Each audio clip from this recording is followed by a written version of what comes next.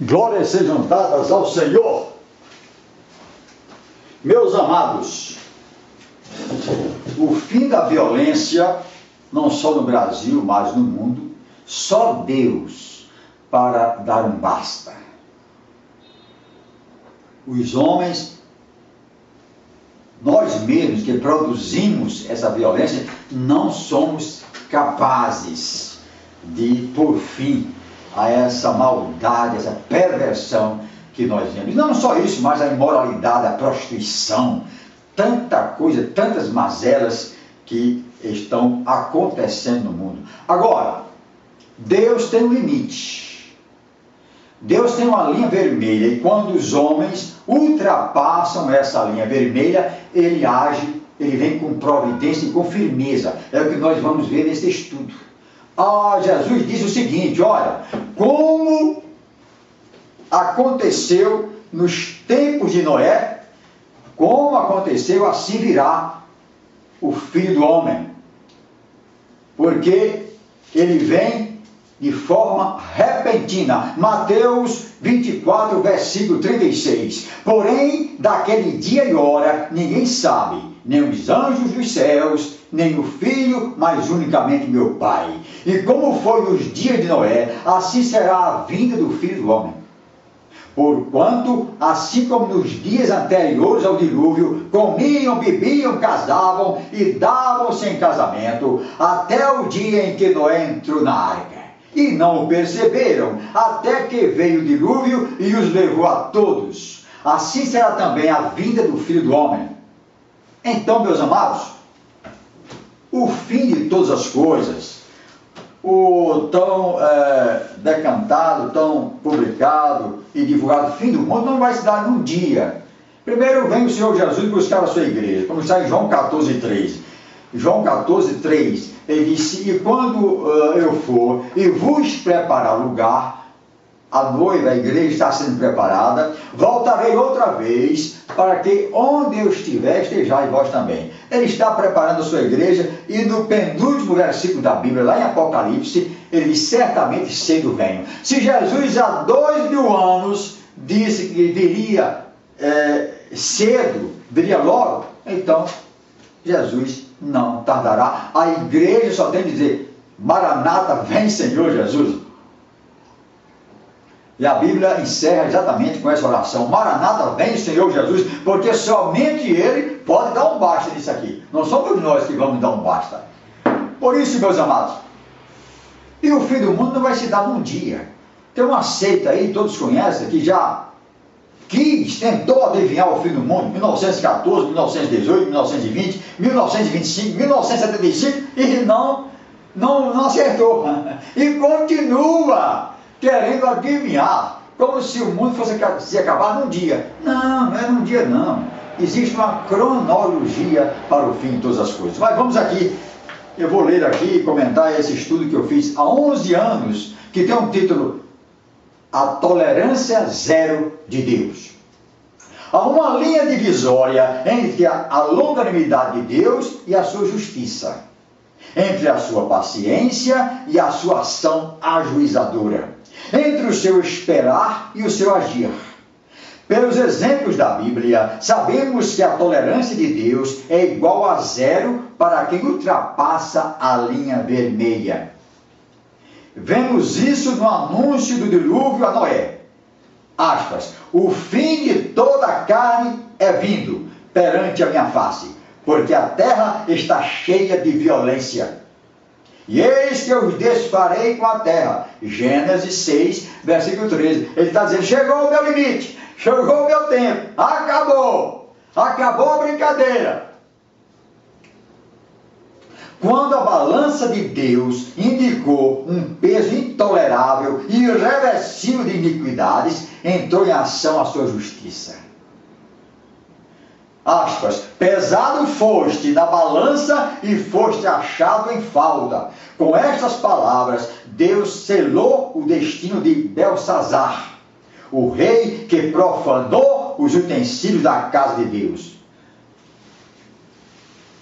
Como está em Daniel, no livro de Daniel, no capítulo 5. Registramos também os pecados do rei Azarias, também chamado Uzias, que, como castigo, ficou leproso até a morte. Segundo Crônicas 26, versículos 16 a 21, e pode ser confrontado com 2 Reis 15. Meus amados, a primeira reação de Deus na terra ante a desobediência ocorreu no Jardim do Éden. Começou ali, tudo começou ali. O castigo imposto ao primeiro casal afetou toda a raça humana e teve efeito sobre a natureza. A morte fez parte desse pacote de medidas com vistas a nos fazer lembrar sempre das terríveis consequências do pecado. Pelo que, como por um homem entrou o pecado no mundo, através de Adão e Eva, e pelo pecado a morte, assim também a morte passou a todos os homens, por isso que todos pecaram, como está em Romanos, no capítulo 5.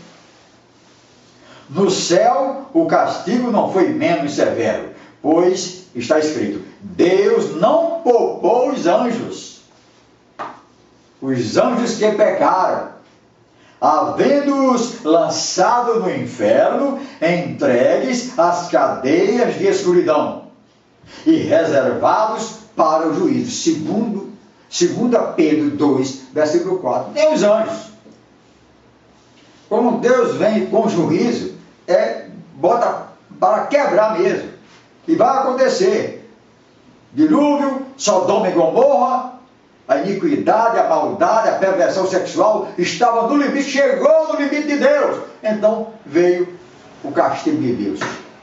A intolerância de Deus se manifestou outra vez ao decidir pela destruição de Sodoma e Gomorra, como nós vamos ver. Diz o Senhor, porquanto o clamor de Sodoma e Gomorra se tem multiplicado, e porquanto o seu pecado se tem agravado muito, então Sodoma e Gomorra foi destruído com todos os seus habitantes. Gênesis 18. Escapou Ló e a sua família. A intolerância divina diante da desobediência se revelou também no deserto, em Cádiz, quando seu povo desconfiou do poder de Deus e julgou impossível vencer os gigantes que habitavam na terra prometida.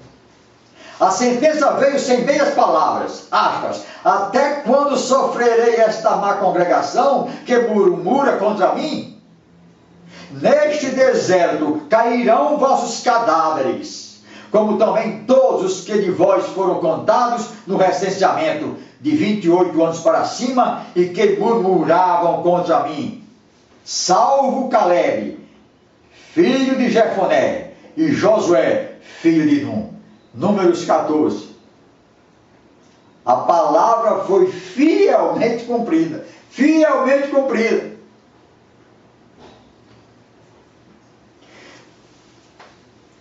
E diz mais, está mais escrito, seus filhos e suas filhas serão dados a outro povo. O Senhor te levará a ti e a teu rei a uma gente que não conheceste. Deuteronômio 28. Veja Isaías 6, 11 e 12. Eis que virão dias em que tudo quanto houver em tua casa será levado para a Babilônia. Não ficará coisa alguma, disse o Senhor. Isaías 9. Isaías 39, versículo 6. E diz mais, em Jeremias 25, 11. E toda esta terra virá a ser um deserto e um espanto, e estas nações servirão ao rei da Babilônia 70 anos. O cativeiro babilônico se cumpriu. Povo rebelde, povo murmurador, povo promíscuo, povo idólatra. Vem aí a ira de Deus. Quem diz não sou eu, é o Senhor que está dizendo. Essas profecias foram cabalmente cumpridas. por sua idolatria e corrupção moral, o povo de Deus foi levado cativo pelos assírios também, 722 anos antes de Cristo. Segundo Reis 17, foram levados cativos pelos assírios, também pelos babilônios, em 586 a.C., conforme 2 Reis 25, versículo 21, pelos gregos, para Alexandria, do Egito, no século III a.C., pelos romanos, 70 depois de Cristo, como está em Lucas 21, versículo 20 a 24. O exílio na Babilônia está bem expresso no livro de Daniel. Aspas para Daniel. No ano 3º do reinado de Joaquim, rei de Judá, veio Nabucodonosor, rei da Babilônia, a Jerusalém e a sitiou. Daniel capítulo 1. A ruína moral da nação de Judá chegou no ponto em que não havia mais possibilidade de recuperação.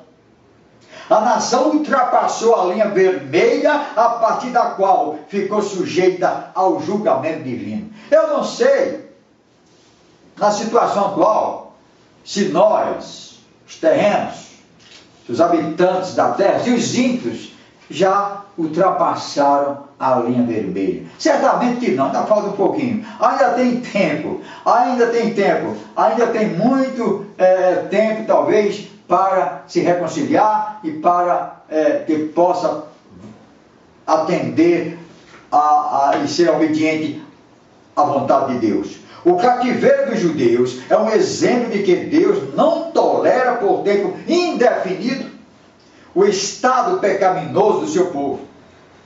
Séculos antes, pela boca dos profetas, Deus os advertiu para a catástrofe iminente. Deus sempre está advertindo. Olha, e a igreja visível, a igreja que está aqui na terra, está sempre pregando, advertindo.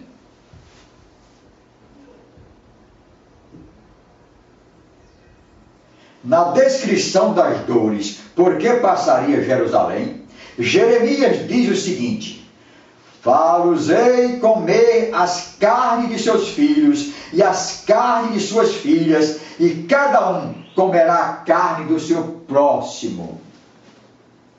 Carne de gente, tal era a fome.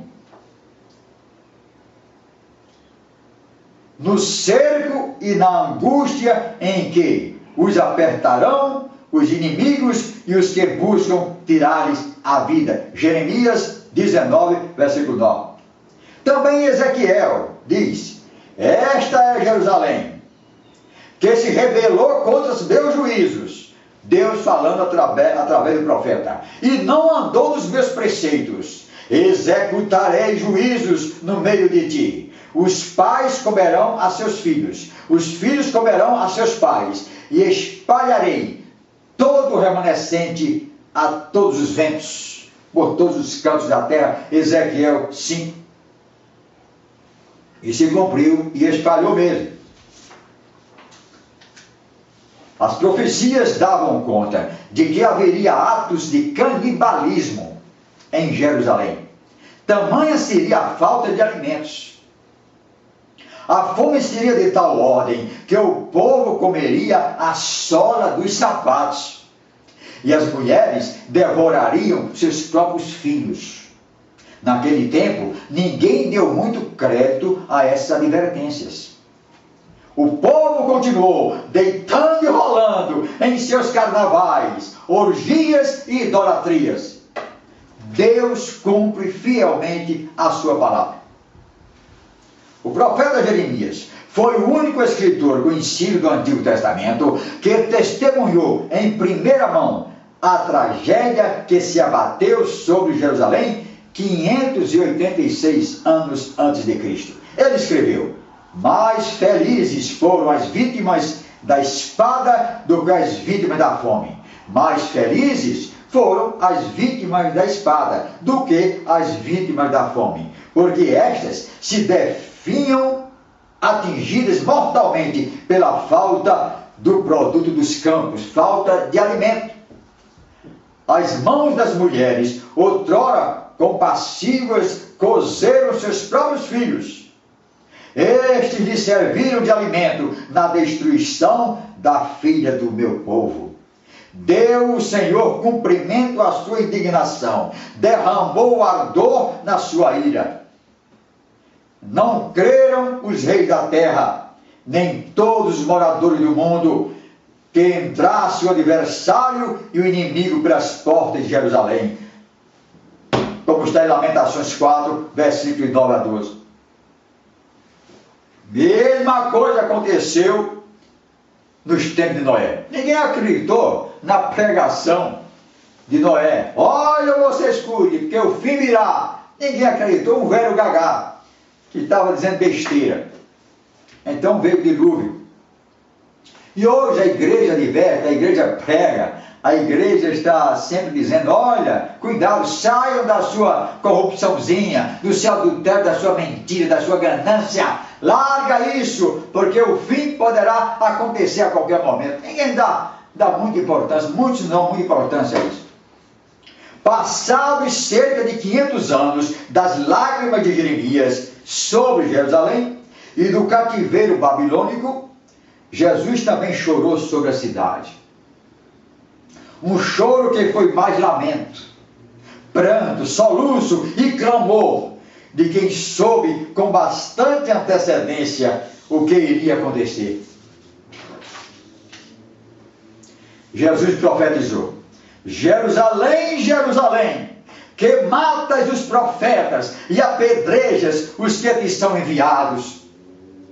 Porque dias virão sobre ti, em que os teus inimigos te cercarão de trincheiras, e te sitiarão, e te estreitarão de todas as bandas, e te derribarão, a ti e a teus filhos, que dentro de ti estiverem, e não deixarão em ti pedra sobre pedra. As mulheres grávidas também iriam sofrer. Lucas 13, Evangelho de Lucas 13, versículo 34. E também 19, versículos 41 a 44. Esta predição foi cumprida 40 anos mais tarde, quando Jerusalém foi destruída pelo exército romano e centenas de milhares de judeus foram mortos. Flávio Joséfo, escritor e historiador judeu, que viveu entre 37 a 100 anos depois de Cristo, contou com riqueza de detalhes o que presenciou. Como prova da predição de Jesus, de não ficar pedra sobre pedra, vejam o que ele escreveu. Registrado pela história, profecia cumprida do Senhor Jesus. E quando ele diz que virá, é porque virá, vai se cumprir. Escreveu o historiador Flávio José: depois que o exército romano, que jamais se cansaria de matar e de saquear, nada mais achou em que saciar o seu furor, Tito ordenou que a destruíssem até os alicerces, com exceção de um pedaço do muro que está do lado do ocidente. Esta ordem foi tão exatamente cumprida que não ficou sinal algum que mostrasse haver ali existido um centro tão populoso. Onde está escrito isso, pastor? Está no livro História dos Hebreus, obra completa de Flávio Joséfo, livro 7º, 5ª edição, página 688, da CPAD.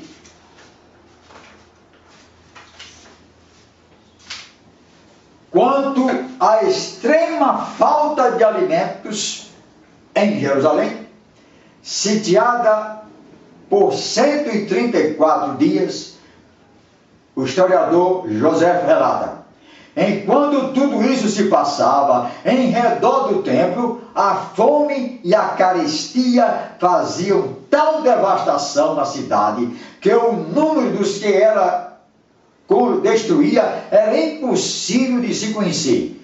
Comiam até a sola dos sapatos o couro dos escudos. Falta completa, absoluta, de alimentos. Joséfo conta também uma história espantosa, terrível e repugnante, que diz respeito ao cumprimento de Jeremias 19, 9 e Ezequiel 5, versículo 10.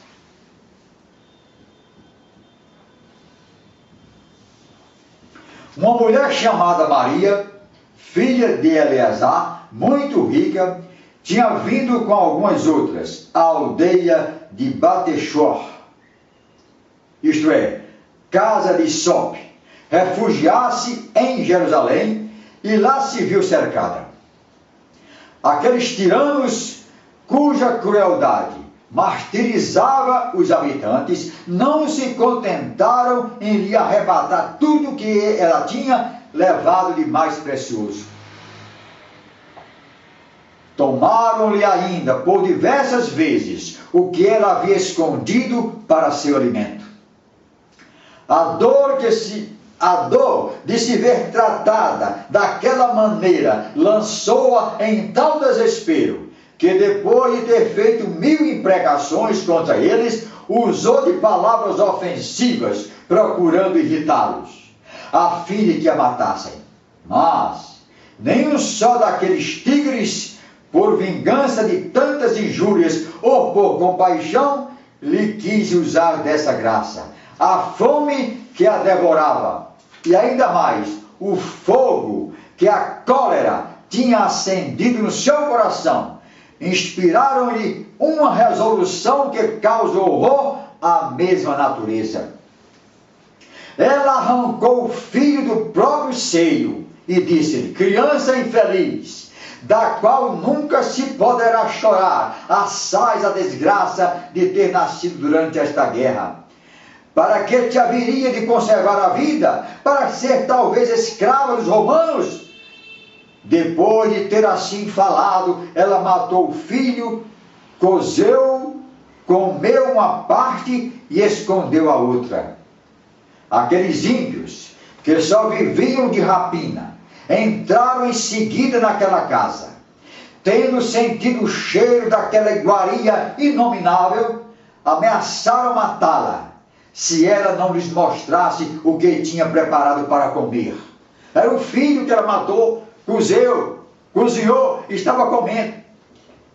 Ela respondeu que ainda restava um pedaço da iguaria e mostrou-lhes os restos, do corpo do próprio filho. Ainda que tivessem um coração de bronze, tal espetáculo causou-lhes tanto horror, que eles pareciam fora de si. Ela, porém, na exaltação que lhe causava furor, disse-lhes com o rosto convulsionado: sim, é meu próprio filho, que vedes, e fui eu mesma que o matei. Podeis comê-lo também, pois eu já comi. Sois talvez menos corajosos que uma mulher, e tendes mais compaixão do que uma mãe? Se vossa piedade não vos permite aceitar esta vítima que eu vos ofereço, eu mesmo acabarei de comê-lo. Aqueles homens que até então não haviam sabido o que era compaixão, retiraram-se trêmulos. Está nesse livro que eu acabei de citar. Em determinado momento da caminhada pelo deserto, o povo sentiu falta dos deuses do Egito e construiu um bezerro de ouro. E eis que é povo. Então Deus falou a Moisés: agora, visto a este povo, e eis que é povo obstinado, agora, pois, deixa-me que o meu furor se acenda contra eles e os consuma. Está em Êxodo 32, do versículo de 1 a 10. Embora Deus, em razão da intercessão de Moisés, tenha assustado a execução deste juízo, ficou patente a sua intolerância diante da desobediência. Meus amados, vimos exemplos de castigos coletivos alcançando populações inteiras. Mas são conhecidos os casos individuais em que homens e mulheres de corações endurecidos e desobedientes receberam a justa reprovação. Eles ultrapassaram a linha vermelha da tolerância de Deus. O rei Nabucodonosor, exaltando a si mesmo, disse: não é esta a grande Babilônia que eu edifiquei para a casa real? Com a força do meu poder e para a glória da minha majestade? E o rei Nabucodonosor ainda estava a palavra na boca dele, esta palavra de vanglória ainda estava na boca dele, quando desceu uma voz do céu, dizendo: a ti se diz, ó rei Nabucodonosor, passou de ti o reino, serás tirado dentre os homens, e a tua morada será com os animais do campo. Far-te-ão comer erva, como os bois, e passar-se-ão 7 tempos sobre ti, até que conheças que o Altíssimo tem domínio sobre o reino dos homens, e o dá a quem quer. Na mesma hora se cumpriu a palavra sobre Nabucodonosor, e ele passou a viver como os animais. Foi comer capim como animal. Está aqui escrito na palavra da verdade. O Senhor escreveu isso, está escrito na Bíblia. Passado o tempo de castigo, ele finalmente resolveu louvar, exaltar e glorificar o Rei dos céus. E ele disse: porque todas as suas obras são verdade, e os seus caminhos justos, e pode humilhar aos que andam na soberba. Daniel 4, versículos 30 a 37. Então, meus amados, rendam-se todos aqueles que estão na impiedade, na maldade, enquanto é tempo, em nossos dias. Em nossos dias, muitas pessoas glorificam a Deus depois de uma tormenta. Às vezes precisam comer o pão que o diabo amassou, sentir o peso do castigo divino, descer à olaria de Deus, para aprenderem a se humilhar diante do Criador. A história do rei Davi, o ungido de Deus, registra um pecado terrível. Cometeu adultério com uma mulher casada e depois armou uma cilada para tirar a vida do marido traído.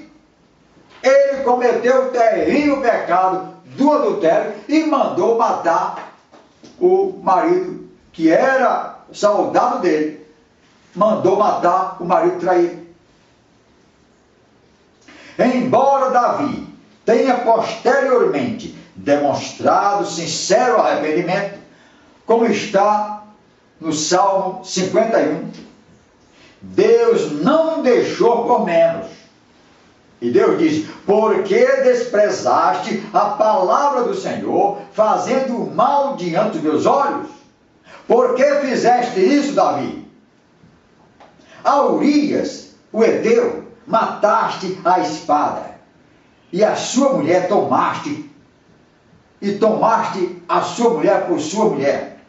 Agora, portanto, a espada jamais se apartará da sua casa. Segundo Samuel 11 e 12, capítulos 11 e 12.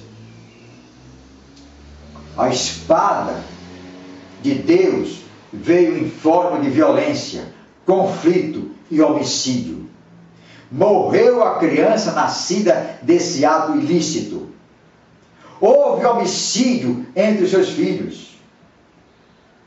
Absalão rebelou-se contra o pai e foi executado. E outro filho, Adonias, foi também assassinado por ordem de Salomão.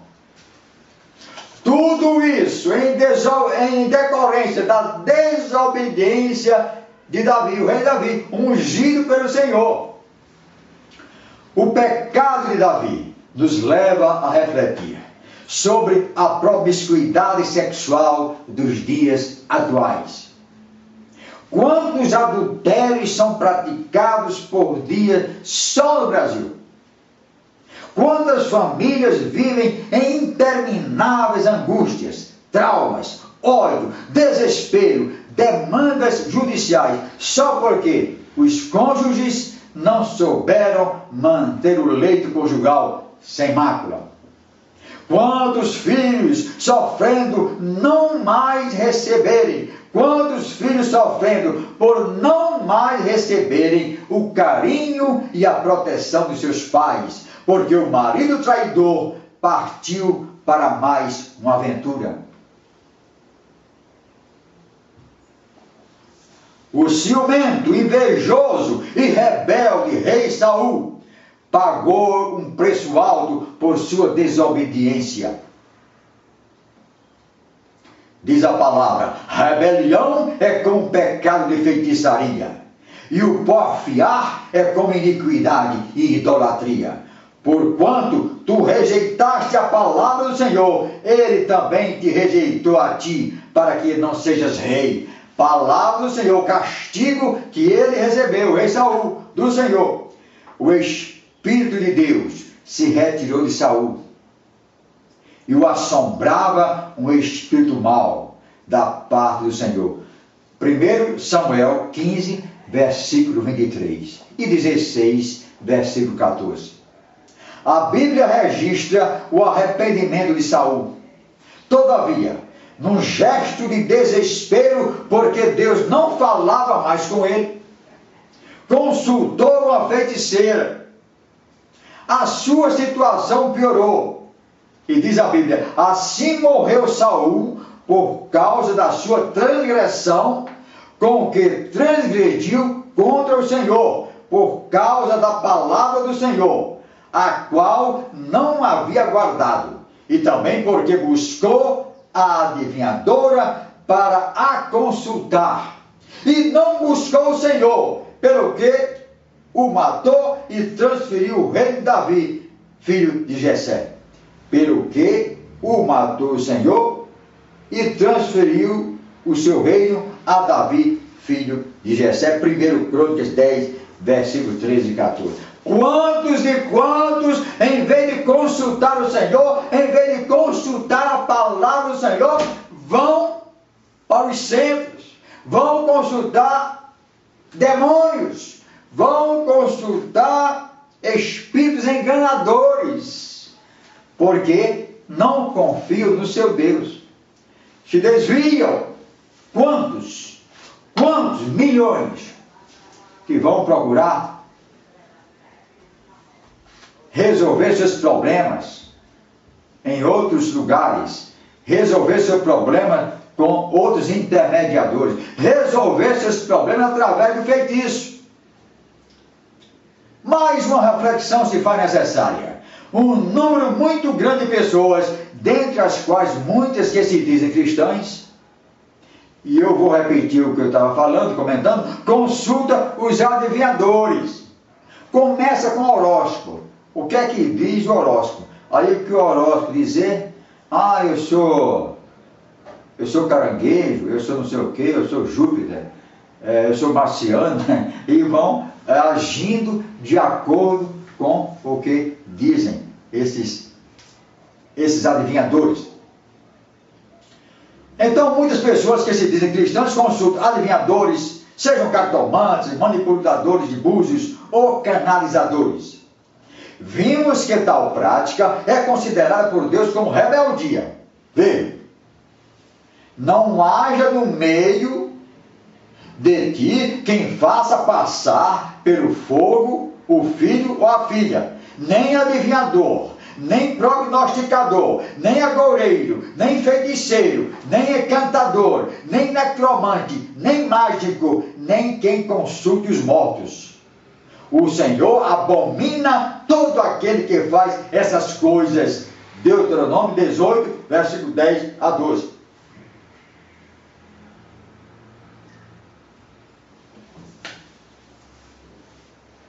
Está escrito na Bíblia: fez seus filhos passarem pelo fogo no vale do filho de Inom, e praticou feitiçaria, adivinhações e bruxaria, e consultou médios e adivinhos. Fez muito mal aos olhos do Senhor, provocando a ira. Segundo Crônicas 33, versículos 6 a 7. O último versículo acima, segundo Reis 21, versículos de 1 a 18, se refere a Manassés, 15º rei de Judá, onde reinou por 55 anos. Por estes pecados, e por haver colocado uma imagem de escultura, o ídolo que tinha feito na casa de Deus, e levantou altares a todo o exército dos céus, foi levado cativo para a Babilônia. Castigo divino. Manassés faz parte do rol dos que precisam primeiro passar pelo vale da tormenta para aprenderem a se humilhar e a glorificar a Deus. A Bíblia diz em Gálatas 5, versículo de 20 a 22, que não herdarão o reino de Deus quem pratica prostituição, idolatria e feitiçaria.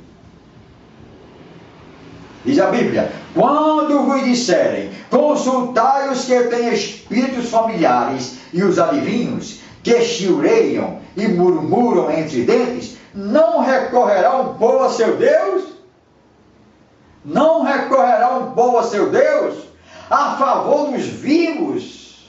Vão pedir conselhos aos mortos? A favor dos vivos, interrogar-se-ão os mortos? O que os mortos têm para nos dizer? Isaías 8, versículo 19. 1 Samuel 28, versículo 8. Confronte 1 Crônicas 10, versículo 13. Está mais escrito na palavra de Deus: não erreis, nem os devassos, nem os idólatras, nem os adúlteros, nem os efeminados, nem os sodomitas. Aqui ele fala efeminados, sodomitas, quase a mesma coisa, mas está falando de homossexual passivo e homossexual ativo. Efeminados e sodomitas. Nem os ladrões, nem os avarentos, nem os bêbados, nem os maldizentes, nem os roubadores herdarão o reino de Deus. Primeira aos Coríntios 6, versículo 10. Está bem clara a advertência e será fielmente cumprida, como cumpridas foram as anteriores, porque sem santificação ninguém verá a Deus. Não podemos viver segundo a nossa vontade. Precisamos saber qual a vontade de Deus para o nosso viver. Será terrível o fim para os que desejam que a palavra de Deus se ajuste à sua situação pecaminosa.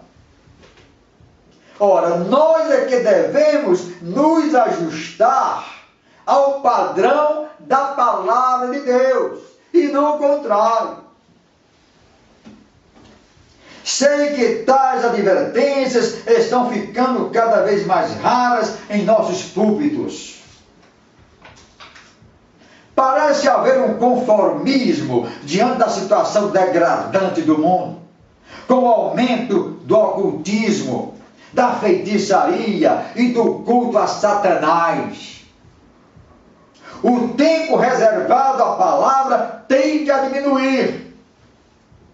Vale lembrar as palavras do apóstolo Paulo: não vos conformeis com este mundo, mas transformai-vos pela renovação do vosso entendimento, para que experimenteis qual seja a boa, agradável e perfeita vontade de Deus. Romanos 12, versículo 2. Você só pode começar a entender, e a saber, e a compreender qual a vontade de Deus, quando você se transforma passa pelo novo nascimento. E o novo nascimento vem pela aceitação de Jesus como Senhor e Salvador. E começa então a deixar que a palavra penetre no seu ser. Porque a palavra, como está em Romanos 10, 17, produz fé. E é realmente essa fé salvífica, essa fé que produz salvação. A verdade é que o mal não ficará sem castigo. Anote aí, o mal não ficará sem castigo. Você pode continuar com seu adultério, a sua mentira, o seu orgulho, a sua corrupçãozinha. Continue, mas tenha certeza, não ficará impune. O Senhor diz, eu repreendo e castigo a todos quanto amo. Apocalipse 3, versículo 19. Um dos ladrões crucificados no Gólgota, ao lado de Jesus, reconheceu a dura realidade da justiça divina. Ele disse, com justiça recebemos, conversando com o outro ladrão, com justiça, disse ele, recebemos o castigo por nossa rebeldia.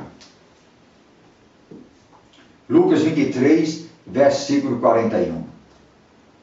Consideremos, pois, a bondade e a severidade de Deus para com os que caíram, severidade, mas para contigo a benignidade de Deus, e se permaneceres na sua benignidade. De outra maneira, também tu serás cortado. É o que está escrito em Romanos 11, versículo 22.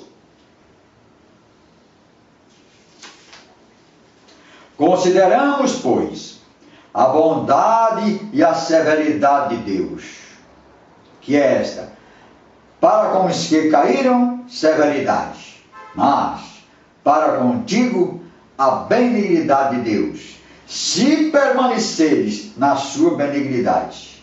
De outra maneira, também tu serás cortado. Por último, fiquemos com a advertência seguinte. A carne deseja o que é contrário ao Espírito, e o Espírito o que é contrário à carne.